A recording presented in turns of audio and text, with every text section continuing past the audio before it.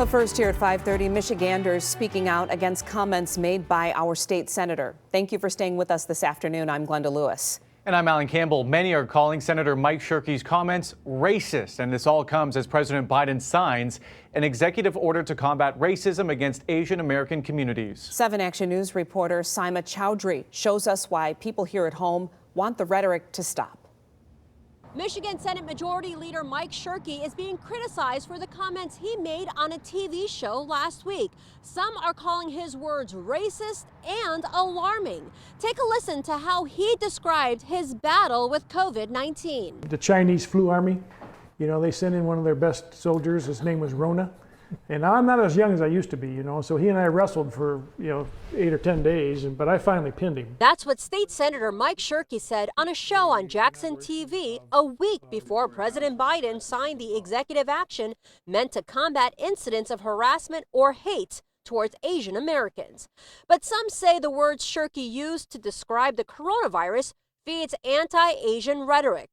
The World Health Organization has said for years that terms related to diseases should avoid geographic regions or cultures. What you say matters, and that by calling something an ethnic name or a country name, you're giving basically an opportunity for people to scapegoat and to target communities. State Senator Stephanie Chang has been recently speaking out in favor of Biden signing this executive order and against Shirkey's comments.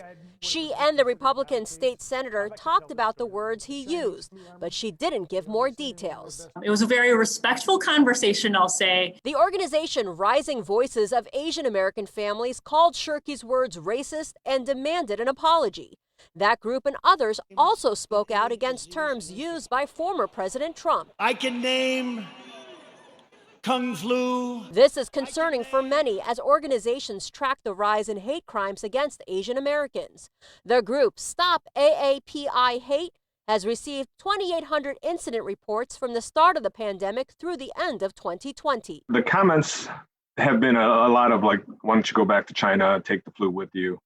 And because they're unable to distinguish, that it's really been applied to all Asian Americans. Richard Mui is the president of APIA Vote Michigan and says these hateful comments can lead to violence, especially when coming from elected officials. Words matter, and that it really has an impact on people's beliefs and consequently their actions. Many in the community also believe the number of hate crimes could actually be higher because Asian American victims may not be reporting the incidents. Oh, it's not a big deal. It just happened to me.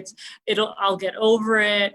But if it's harmful and if it's something that was a crime, you need to report it. And there are hotlines to report hate crimes or harassment. To get that information, just go to our website at WXYZ.com. On Detroit's East Side, I'm Saima Chowdhury for 7 Action News.